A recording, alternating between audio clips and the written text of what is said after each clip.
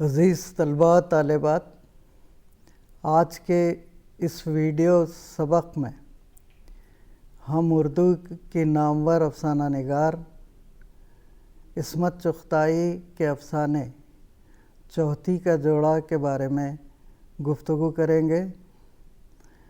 عصمت چغتائی کے حالات زندگی بتائیں گے اور یہ بھی آپ کو بتائیں گے کہ چوتھی کا جوڑا اردو ادب میں کس اہمیت کا حامل ہے۔ عزیز طلباء طالبات، عصمت چغتائی 21 اگست 1915 میں بدایون میں پیدا ہوئی۔ ان کے والد کا نام مرزا قسیم بیگ تھا۔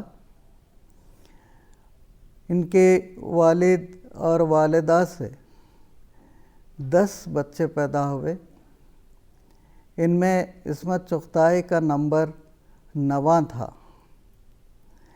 عصمت چغتائی نے خود اس بات کا اظہار کیا کہ بچوں کی ایک بڑی تعداد اور جمع غفیر میں ان کی پرورش ہوئی، اور اچھے بچوں کی وجہ سے ان کی پرورش پر زیادہ توجہ نہیں دی گئی، جس کا انہیں زندگی بھر افسوس رہا۔ اس زمانے میں لڑکیوں کی تعلیم پر زیادہ زور نہیں دیا جا سکتا تھا، لیکن عصمت چغتائی نے تعلیم کا سلسلہ جاری رکھا۔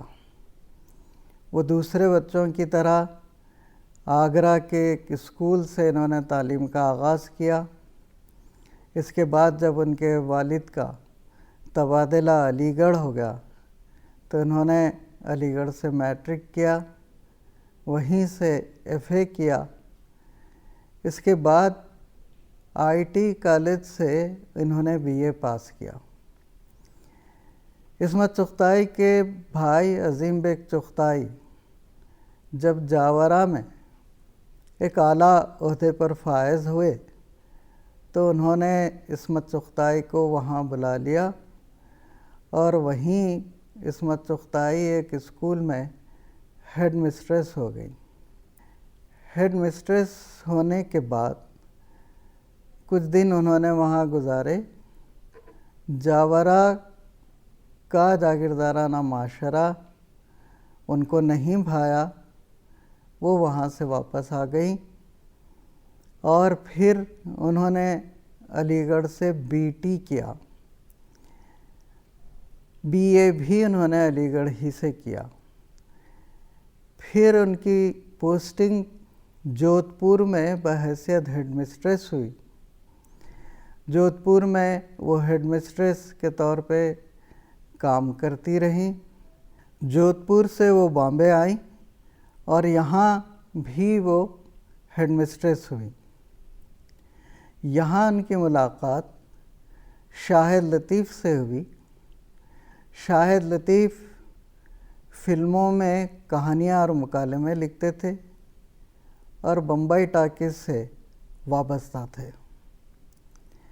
عصمت چغتائی شاہد لطیف سے شادی کرنا چاہتی تھیں، لیکن اس کی مخالفت محض اس لیے کی گئی کہ عصمت چغتائی کی تنخواہ 350 روپے تھی، جبکہ شاہد لطیف صرف 100 روپے ماہانہ پاتے تھے۔ لیکن عصمت نے شاہد لطیف سے شادی کی۔ اس کے بعد وہ فلموں سے وابستہ ہوئیں اور فلموں میں کہانیاں لکھنے لگیں۔ عصمت چغتائی اور شاہد لطیف نے مل کر کچھ فلمیں بھی بنائیں، اور ان کی فلمیں جیسے سونے کی چڑیا بے حد کامیاب رہی۔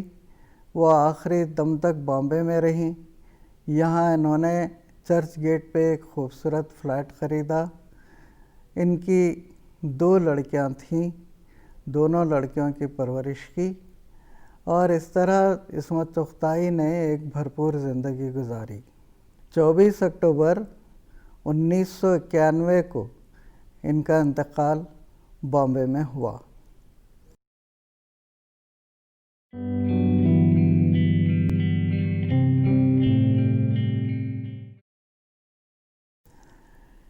عصمت چغتائی ہمارے 4 بڑے افسانہ نگاروں میں شمار کی جاتی ہیں، جس میں سعادت حسن منٹو، کرشن چندر، راجندر سنگھ بیدی اور عصمت چغتائی کا لیا جاتا ہے۔ عصمت چغتائی ڈاکٹر رشید جہاں سے بے حد متاثر تھی، لیکن جب انہوں نے لکھنا شروع کیا تو ساری اردو دنیا کو انہوں نے چونکا دیا۔ اردو ادب میں پہلی بار ایک خاتون نے ایسے موضوعات پہ لکھا جن موضوعات پہ لکھنے کی جرأت اس دور کی کوئی خاتون نہیں کر سکتی تھی۔ عصمت چغتائی نے متوسط طبقے کے گھرانوں کی تصویر کشی کی اور ان مسائل کے ساتھ ساتھ اس طبقے میں جو جنسی گھٹن تھی اور جو مسائل تھے اس کو انہوں نے بڑی خوبصورتی سے پیش کیا۔ عصمت چغتائی کے بارے میں نقادوں کا خیال ہے کہ انہوں نے ایک مخصوص ماحول کو پیش کیا اور داخلی کیفیات پہ ان کی گرفت بہت مضبوط تھی۔ عزیز احمد نے لکھا کہ جو ہے عصمت کے فن میں ان کی ذاتی زندگی جگہ جگہ جھلکتی نظر آتی ہے، خود عصمت اپنی کہانیوں میں جگہ جگہ نظر آتی ہیں، اور اگر ایسا ہے تو پھر یہ فن بڑا ثابت نہیں ہو سکتا جب تک کہ انسان کا ذاتی مشاہدہ آفاقی حیثیت حاصل نہ کر لے۔ دوسری طرف مجنوں گورکھپوری نے لکھا کہ اگر ان کی ذاتی زندگی کا کوئی پرتاؤ ان کے افسانوں پر نہیں پڑتا اور یہ صرف ان کا مشاہدہ ہے تو عصمت کا مشاہدہ قابل تعریف ہے۔ عصمت کا لکھنے کا انداز سب سے مختلف تھا۔ خلیل الرحمن اعظمی نے لکھا کہ عصمت وہ واحد خاتون ہیں جنہوں نے عورتوں کے محاورے اور عورتوں کے مسائل سے اردو ادب کو مالا مال کیا اور اردو میں نئے الفاظ کا اضافہ کیا۔ عصمت کا جو اسلوب تھا وہ بے ساختہ اسلوب تھا۔ عصمت نے کسی کے اسلوب کی تقلید نہیں کی، وہ اپنے انداز کی خود ہی خالق بھی تھی اور خود ہی خاتم بھی تھی۔ اس کے بعد نہ کوئی ان کے اسلوب کی نقل کر سکا، نہ انہوں نے کسی کے اسلوب کی نقل کی۔ عصمت کی تحریر کا ایک سب سے بڑا وصف ایک طنزیاتی انداز ہے کہ وہ معاشرے پہ طنز کرتی ہے۔ ان کے ابتدائی افسانے جس میں جاگیردارانہ معاشرے میں نچلے طبقات کی خواتین اور نچلے طبقات کے افراد کے ساتھ جو ظلم ہوا کرتا تھا اور اس ظلم کے خلاف وہ کوئی آواز نہیں اٹھاتے تھے، ان کو عصمت نے پیش کیا۔ عصمت کے افسانوں میں ایک طرح کی سچائی اور گہرائی ہوتی تھی۔ ان کے ابتدائی افسانوں میں گیندا، عفیہ بچے، ساس، جوانی، ایک شوہر کی خاطر وغیرہ شامل ہیں۔ افسانوں کے عنوانات سے خود اندازہ کیا جا سکتا ہے کہ عصمت نے کن موضوعات کو چنا ہوگا۔ عصمت نے جنسی موضوعات پہ بھی افسانے لکھے، جس کے بارے میں انتظار حسین لکھتے ہیں، بعض مناظر دیکھنے کے بعد عصمت وہاں سے چپ چاپ مسکراتے ہوئے گزر جاتی ہے، جبکہ منٹو کا یہ انداز تھا کہ وہ شرارتاً وہاں کھڑے ہو جاتے تھے اور اس طرح مسائل کو پیش کرتے تھے کہ آہا ہم نے سب کچھ دیکھ لیا۔ تو عصمت اور منٹو میں یہ بڑا فرق تھا۔ عصمت نے اور افسانے بھی لکھے جیسے پردے کے پیچھے، کیڈل کوڈ۔ لحاف ان کا ایسا افسانہ ہے جس پہ مقدمہ بازی ہوئی، مقدمہ چلایا گیا، عصمت کو عدالت جانا پڑا، لیکن اس میں کوئی ان کو سزا نہیں ہوئی۔ لحاف کے بارے میں متضاد رائے ہیں، جیسے پطرس بخاری کہتے ہیں کہ لحاف ایسا افسانہ ہے جس پہ ایک جسمانی حرکت پہ زور دیا گیا، اس لیے یہ افسانہ بڑا افسانہ نہیں بن سکا۔ لیکن بعض نقادوں کا خیال یہ ہے کہ ایک عورت، ایسی عورت کی مجبوری جو اپنے شوہر سے جذبات کی تسکین نہیں پا سکتی تھی، اس کے لیے کوئی اور چارہ نہیں تھا، اس لیے عصمت نے اس موضوع پہ افسانہ لکھا۔ لیکن عصمت نے یہ افسانہ بھی بڑی فنکاری کے ساتھ پیش کیا، اور ایسے موضوع کو پیش کیا جو اس زمانے میں جس موضوع پہ لکھنے کی جرأت کوئی خاتون تو کیا کوئی مرد بھی نہیں کر سکتا تھا۔ عصمت چغتائی کے جو افسانے بے حد مشہور ہوئے، ان میں ان کا نقطہ نظر جس میں واضح ہوا، اس میں دو ہاتھ ان کا ایسا افسانہ ہے جو بے حد مشہور ہوا۔ اس کے علاوہ چوتھی کا جوڑا جو افسانہ ہے وہ ان کا سب سے بہترین افسانہ سمجھا جا سکتا ہے، اور عشق پر زور نہیں، تل، ایسے افسانے ہیں جو ہمیشہ یاد رکھے جا سکتے ہیں۔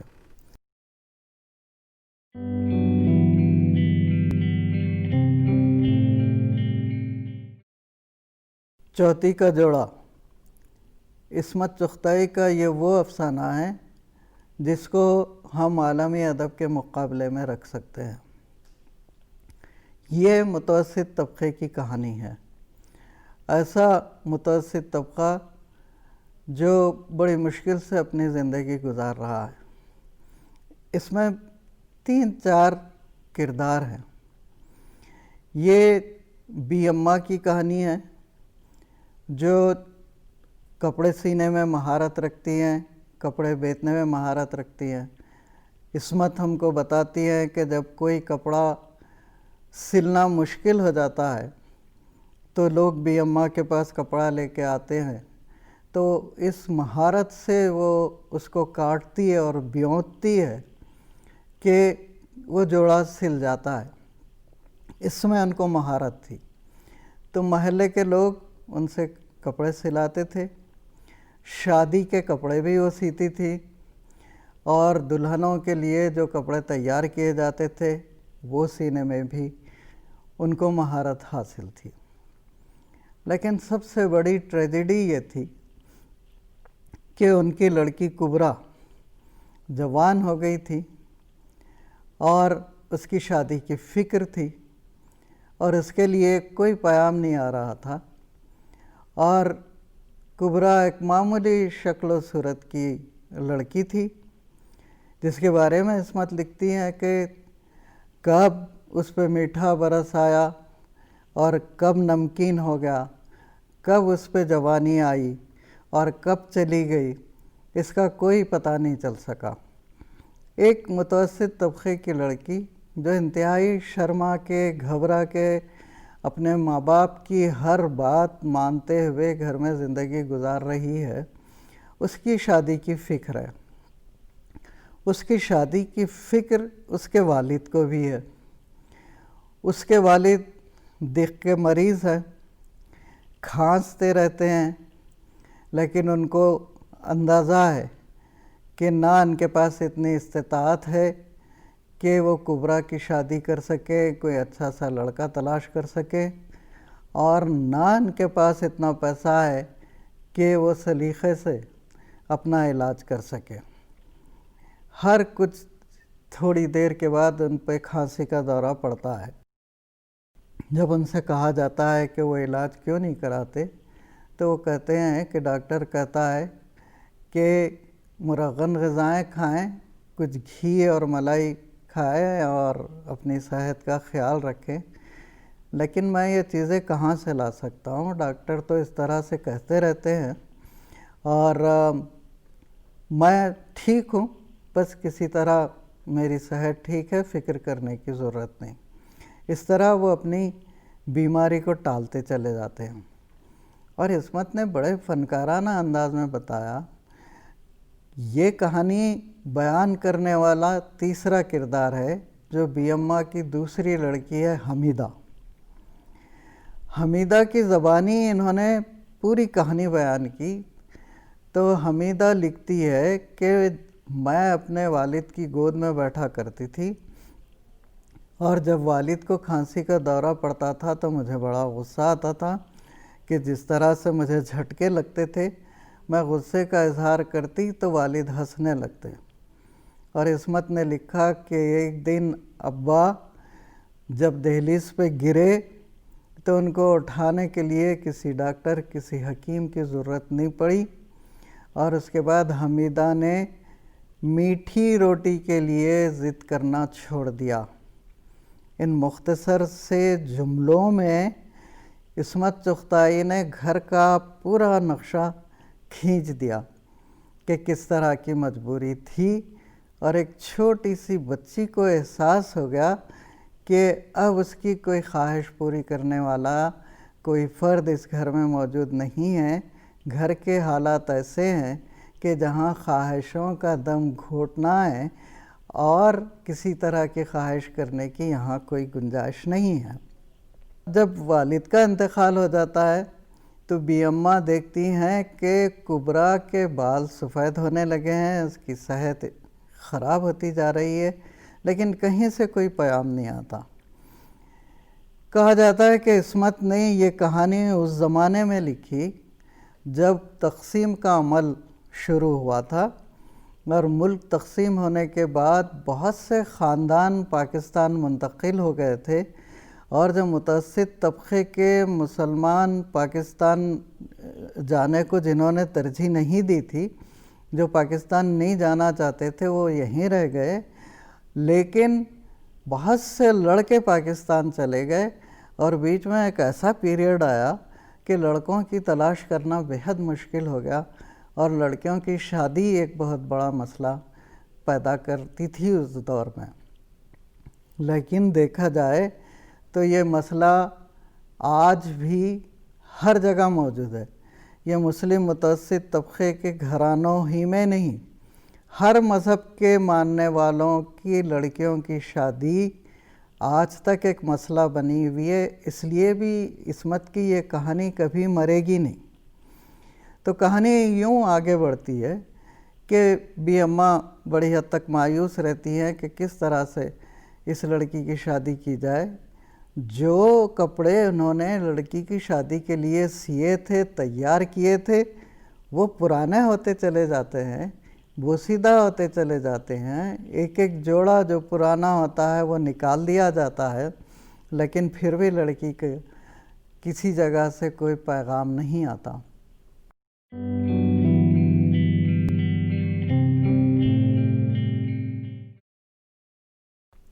اس مایوس کن فضا میں ان کے منلے بھائی کا لڑکا راحت پولیس ٹریننگ حاصل کرنے کے لیے ان کے گھر آتا ہے۔ تو بی اماں کے دل و ذہن میں ایک نئی امید جاگتی ہے کہ اب راحت کو وہ کسی طرح سے متاثر کریں گی کہ وہ کبریٰ سے شادی کر لے۔ یہاں سے کہانی ایک نیا موڑ لیتی ہے۔ بی اماں کے پاس اتنا پیسہ نہیں ہے کہ وہ خاطر مدارت کر سکے اس لڑکے کی خاطر مدارت۔ گھر میں چھوٹا تھا تھوڑا بہت جو زیور تھا وہ بیچ دیتی ہیں۔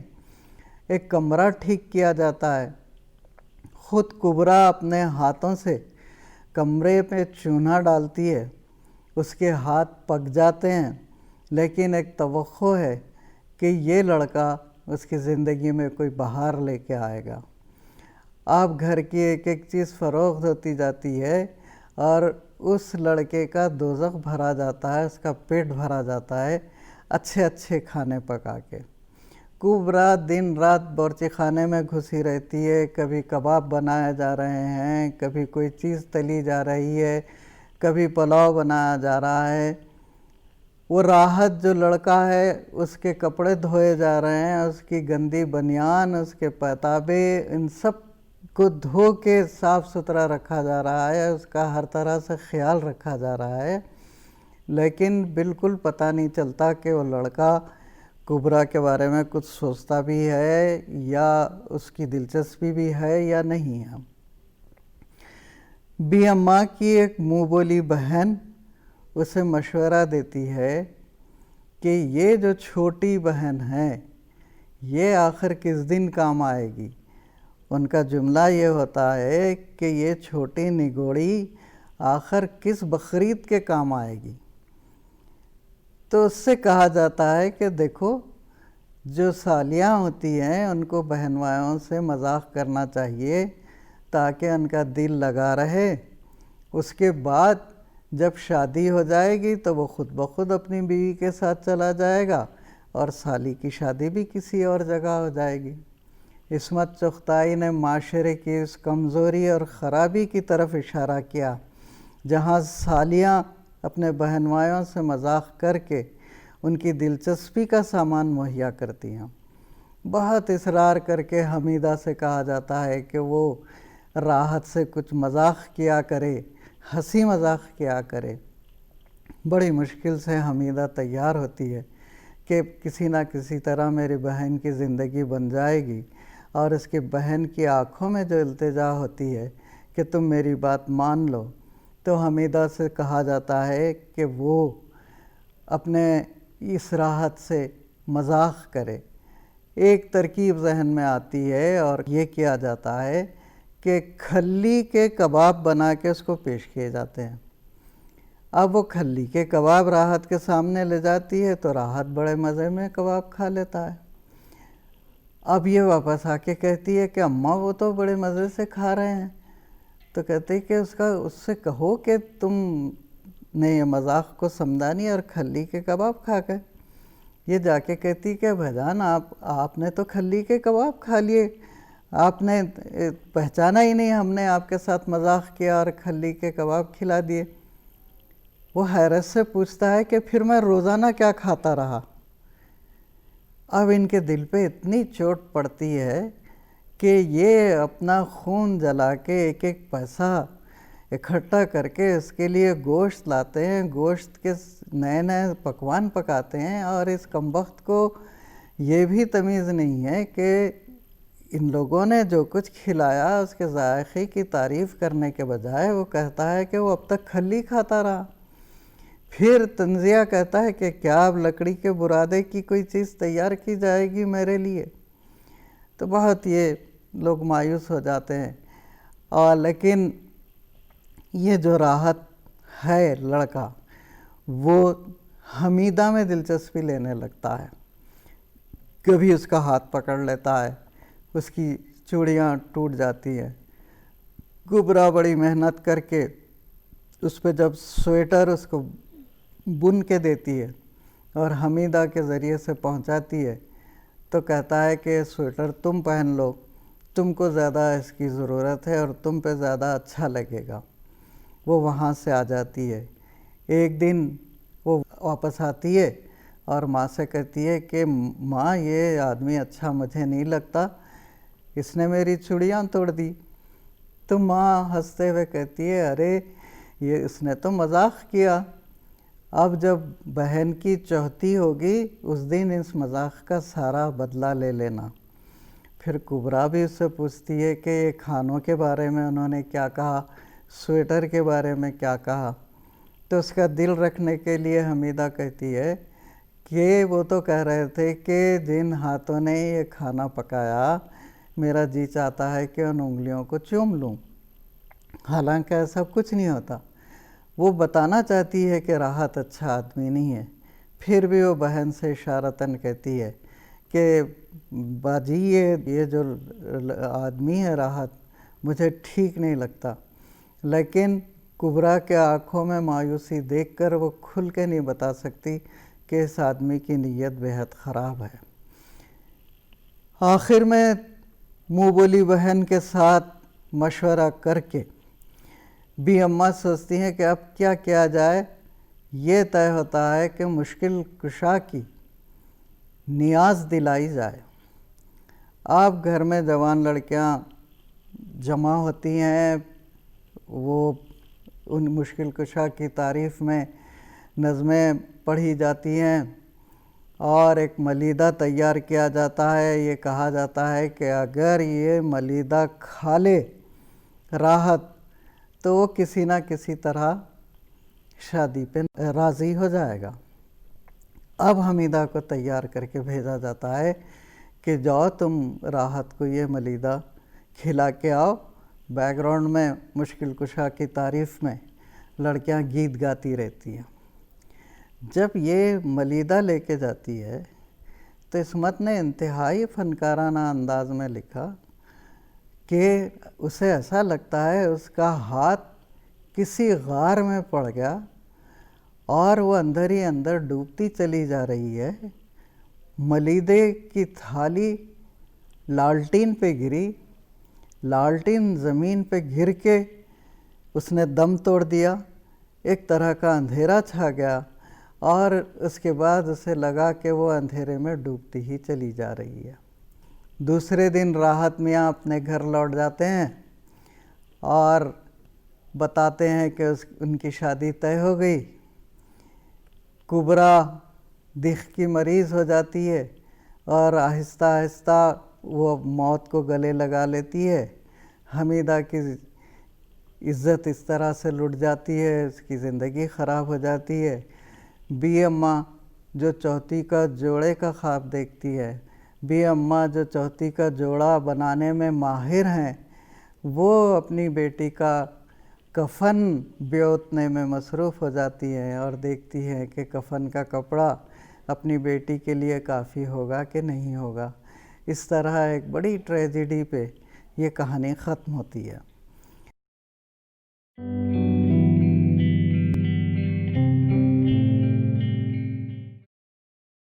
عصمت چغتائی نے بتایا کہ ہمارے معاشرے میں کیا کیا خرابیاں ہیں، یہ جانے بغیر کہ لڑکے کی کوئی دلچسپی ہے کہ نہیں ہے، وہ شادی کرے گا کہ نہیں کرے گا، جس طرح سے یہ لوگ اپنا پیسہ برباد کرتے ہیں اور اپنی بیٹی کو جس طرح سے داؤ پہ لگا دیتے ہیں اور جس کے جو خراب نتائج برآمد ہوتے ہیں، یہ ایک ٹریجڈی کی شکل میں ہمارے سامنے آتی ہے۔ جب ہم افسانہ پڑھتے ہیں تو ہماری ساری ہمدردی بی اماں، حمیدہ اور کبریٰ کے ساتھ ہو جاتی ہے، اور جو رذالت، جو کمینگی راحت کرتا ہے، اس پہ ہم کو غصہ آتا ہے۔ تو یہی افسانہ نگار کی سب سے بڑی کامیابی ہے۔ اختصار کے ساتھ میں آپ کو افسانے کے چند کردار کے بارے میں بتا دوں گا۔ اس میں ایک کردار تو بی اماں کا کردار ہے، جو انتہائی ظلم کا شکار ہے۔ ظلم حالات کا ظلم ہے، طبقاتی ظلم ہے، آمدنی کی کمی ہے، اپنا گھر چلانے کے لیے وہ کپڑے سیتی ہیں، گھر کسی نہ کسی طرح چلاتی ہے۔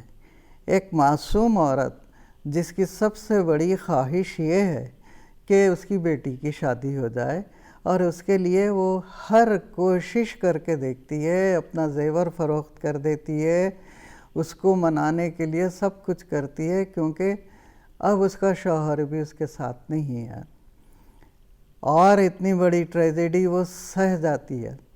بیٹی کے مرنے کے بعد، دوسری بیٹی کے برباد ہو جانے کے بعد بھی وہ موت کو گلے نہیں لگاتی، بلکہ یہ سارا غم اس کے سینے پہ پتھر کی سل کی طرح جم کے رہ جاتا ہے۔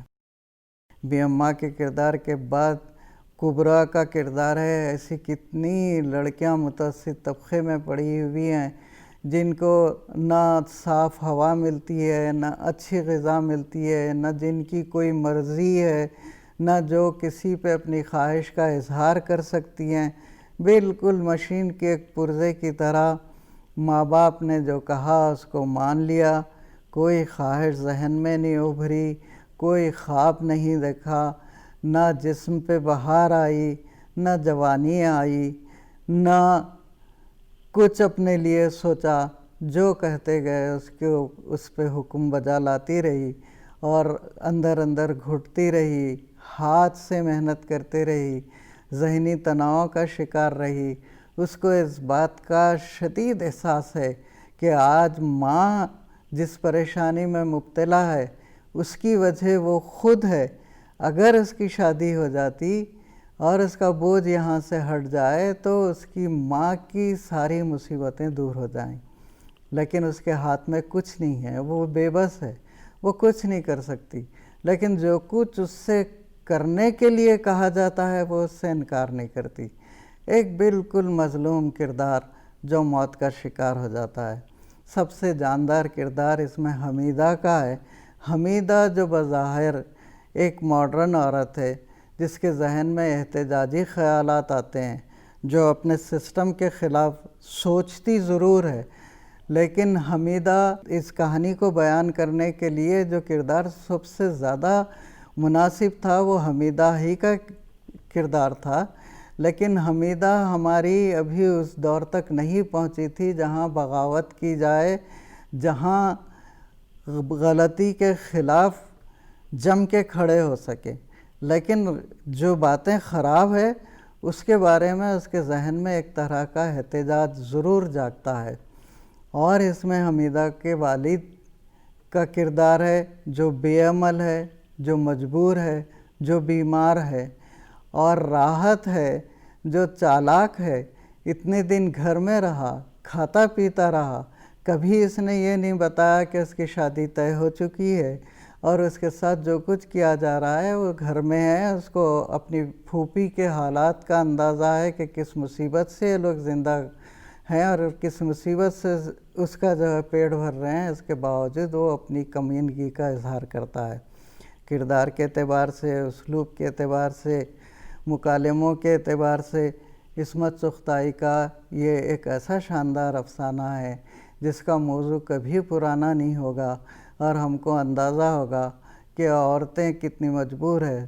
جب تک ہمارا سسٹم نہیں بدلے گا اس طرح کی کہانیاں ہمارے ہاں جنم لیتی رہیں گی۔